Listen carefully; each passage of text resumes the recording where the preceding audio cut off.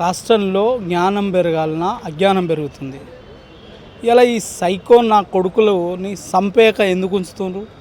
చంపేయాలి కదా. వానికి సీరియస్ ఆరబెట్టి రెడ్ కార్పెట్ వేసి తీసుకుపోయి పోలీస్ స్టేషన్లో పెడతారా? ఇట్లాంటి సైకో నా కొడుకులని కనీసం జ్ఞానం ఉండాలి కదా. ఒక ఆడది, పసిపిల్ల ఆడది కాదు, నేను ఏమంటున్నా, ఏ ఆడదైనా తన కన్సెంట్ తోటి ఏం చేసినా అభ్యంతరం లేదని కోర్టే చెప్తుంది. పసిపిల్లకి ఆలోచన ఏముంటుంది? ఇలా అవసరం తీరేదాకా వాడుకొని బిల్డింగ్ మీకు తోసేసేటేంద్రా సైకో నా కొడుక. నేను చంపాలి కదా మరి. ఎందుకు ఇలా ఏమైనా జైళ్ళల్లో మనం కట్టే ట్యాక్స్లతోటి జైళ్ళల్లో ఫుడ్ ఎక్కువ ఉందా? ఇట్లాంటి చెత్త నా కొడుకులని పెంచి పోషించుకోవడానికి. ఒక సంఘటన జరిగితే ఆ సంఘటనకు తగ్గట్టు చర్యలు ఉంటే ఇలా తప్పులు జరిగాయి.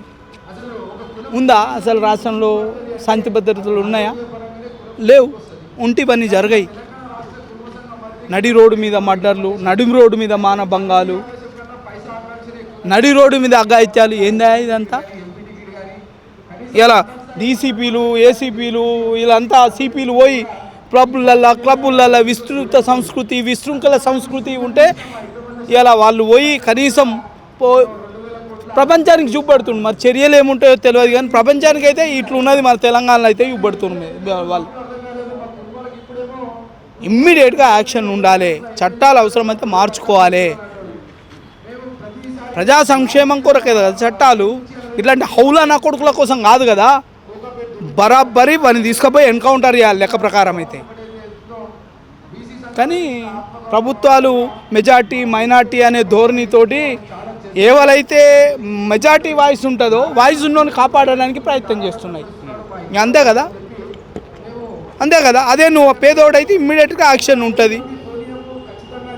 ఏకాకి అయితే ఖచ్చితంగా యాక్షన్ ఉంటుంది. మరి మీకేమైంది అంటే ఉన్నోడైతే యాక్షన్లు ఉండయి, ఒక గుంపు ఉందంటే యాక్షన్లు ఉండయి. ఎవడైతేందా గుంజి గుద్దక ఏం మంచిది కాదు. యోగిని చూసి నేర్చుకోని. చాలామంది ఏమంటారు తెలుసా? సన్నాసులు. ఈ సన్నాసులకేం తెలుసు? మరి మీ సంసారులకేం తెలుసు? ఏం పొడుస్తుండ్రు ఇవాళ మీ సంసారులు? పొడవాలే కదా మీరు పొడిచిందేంతో తెలవాలి కదా ప్రపంచానికి. ఉత్తరప్రదేశ్లో గుండాలని చంపుతుంటే మేము అప్రూవల్గా మారిపోతాం.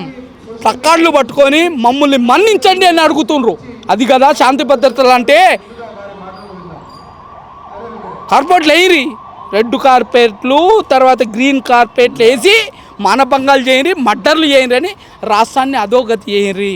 ఎలా క్రైమ్ బ్యూరో ఇండెక్స్ మీల్లో కొట్టచ్చినట్టు కనిపిస్తుంది. ఇలా మహిళల మీద జరిగిన అగత్యాలు మనం 4వ 3వ స్టేజ్లో ఉన్నాం. మనం ఎవరికి కావాలా అభివృద్ధి? యాగమేఘం చేసే పరిస్థితులకు, భద్రత లేని పరిస్థితులకు ఎవరికి కావాలి నీ అభివృద్ధి? ఏం చేసుకుంటావు? మీద పెట్టుకొని గిన పోతావా? మీరు ఉత్తరప్రదేశ్ ఎగ్జాంపుల్ చెప్తున్నారు. చట్టాన్ని అట్లా చేతిలోకి తీసుకోవట్లేదా? విచారణ జరగాలి కదా. ఈ దేశంలో మారుతున్న పరిస్థితులకు అనుగుణంగా మూస చట్టాలు ఉండొద్దు. కఠినమైన చట్టాలు, ఇంకా మన బిఎన్ఎస్ యాక్ట్ అనేది కొత్తగా వచ్చింది, ఇంకా కఠినంగా రావాల్సిన అవసరం ఉంది. కన్నుకు కన్ను, చెయ్యికి చెయ్యి అన్న ధోరణి రావాల్సిన అవసరం ఉంది. క్రైమ్ చేయాలంటే ఒక భయం పుట్టాలి. ఇలా ఒక భయం అనేది పుట్టాలి. ఆ భయం లేకనే ఇలా బజార్లో గుడ్లు పెడుతుంది. ఇలా నన్ను ఎవడు వీక్తాడు? ఏళ్ళ తరబడి కేసులలో పెండింగ్లో ఉంటాయి. ఆ కేసులు అయ్యే వరకు మేము చచ్చిపోతాం, లేదా కేసులని మేము నిర్దోషిగా ఎవిడెన్స్ అన్ని తారుమారు చేస్తాం. ఉన్న పోలీసు వ్యవస్థలో ఎవిడెన్స్ కలెక్టు, ఒకరేమో కేసు ఫైల్ చేస్తారు, ఒకరు ఎవిడెన్స్ కలెక్ట్ చేస్తారు. ఒకదానికి పొంతను ఉండదు. కేసు డిస్పోజ్ ఆఫ్ అవుతుంది. ఆ పరిస్థితి దాపరించింది. ఇక్కడ చాలామంది దోషులు నిర్దోషులుగా బయటికి వెళ్తుండ్రు. ఎవిడెన్స్ అనేది కరెక్ట్ ప్రాపర్గా కలెక్ట్ చేయక ఇలా దోషులు నిర్దోషులు అవుతుండ్రు. ఆ పరిస్థితి దాపరించింది. ఇలా ఒక టీచర్కి, ఒక ఉద్యోగికి నువ్వు టెస్టులు పెడుతున్నావు. ఇలా ఎందుకు? వాళ్ళని ఎవిడెన్స్ ఎట్లా కలెక్ట్ చేయాలి, ఎఫ్ఐఆర్ ఎట్లా నమోదు చేయాలి, ఛార్జ్ షీట్ ఎట్లా వేయాలి అనే మెలకువలు కూడా నేర్పాలే కదా. దాని మీద క్లాసులు ఇవ్వాలి కదా. చట్టం అంటే నేరం చేసినోడు చట్టం నుంచి తప్పించుకోలేడనే భావన కలిగిపియాలి కదా నువ్వు. అది కలిపియకుండా అంటారు కదా, నాకు బాధ అనిపిస్తుంది. అదే అంత వీక్ ఉందా పోలీస్ వ్యవస్థ? ఎస్ 100% వీక్ ఉంది కాబట్టి ఇవన్నీ క్రైమ్స్ జరుగుతున్నాయి. క్రైమ్ అంటే భయం పుట్టాలి, భయం పుట్టాలి, అది కదా. ఇప్పుడు మొన్న ఒక మైనర్ ఆల్రెడీ ఇక్కడ గౌజ్ పాషా అనే వ్యక్తి ముందు దాదాపు ఆయన చాలా మర్డర్ కేసులు ఇప్పుడు చాలా కేసులు కూడా ఉన్నాయట. అప్పుడే అతన్ని రిమాండ్లోకి తీసుకుని ఉంటే అంతా జరిగేది అన్న. ఇప్పుడు ఈ అమ్మాయి అగత్యం జరిగేది. అందుకే చెప్తున్నాను నేను, ఇప్పుడు ముందే పోలీస్ యంత్రాంగం అనేది ముందే జాగ్రత్త పడి ఉంటే ఈరోజు ఈ పరిస్థితి రాకపోతుండే. తప్పు చేసినోడే నాలంటోని బెదిరిస్తుండు.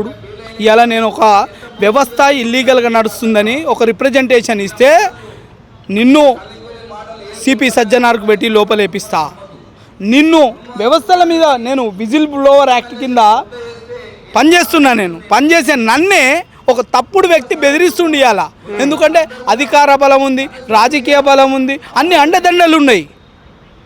అట్లాంటిది ఒక దుర్మార్గుడు, ఒక కీచకుడు, ఒక నియంతకుడు, ఒక దుష్టుడు, ఒక సైకో నా కొడుకు ఇట్లా చేస్తుంటే నువ్వు చూసినావు కాబట్టి, చేష్టలు ఉడికిపోయి చూసినావు కాబట్టి ఈ పరిస్థితి దాపరించి తీయాలా. నువ్వు వాళ్ళకు భద్రత ఇవ్వాల్సిన అవసరం ఈ ప్రభుత్వానికి లేదా? నిన్ను ఎందుకు ఎన్నుకున్నాం? మాకు రక్షణకు ఉంటావనే కదా, మమ్మల్ని ఎల్లవెల్లలా కాపాడుతావనే కదా.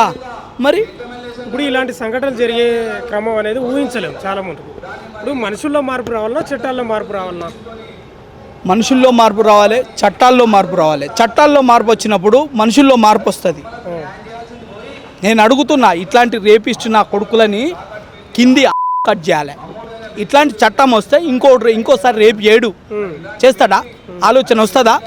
వాడిని చూస్తే ఇలా చట్టం అంటే నాకు విషయ అవగాహన ఉంది కాబట్టి నేను తప్పుడు పని చేయడానికి 100 రకాలుగా ఆలోచిస్తా.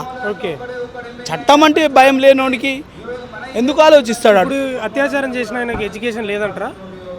చట్టాలపై అవగాహన లేదంటారా? చట్టాలపై అతిగా అవగాహన ఉన్నోళ్ళు క్రైమ్లు చేస్తున్నారు, చట్టాలపై ఏమి అవగాహన లేని వాళ్ళు క్రైమ్ చేస్తున్నారు. ఇది ఇది ఇది ఇది ఇది సత్యం. ఇది అతిగా అవగాహన ఉన్నోడు తప్పించుకోవడం ఎట్లనో తెలుసు కాబట్టి తప్పులు చేస్తుండు. అవగాహన లేనోడు నాకేమవుతుంది, పోతే కదా అనే దురుద్దేశంతో చేస్తుండు. కానీ ఒక తప్పు జరిగితే ఆ తప్పుకు బలమైన కఠినమైన శిక్ష ఉంటుందని తెలిసినాడు ఖచ్చితంగా ఎవడైనా భయపడతాడు. చట్టం ఎవరికి చుట్టం కాదని అన్నాడు ఖచ్చితంగా భయపడతాడు.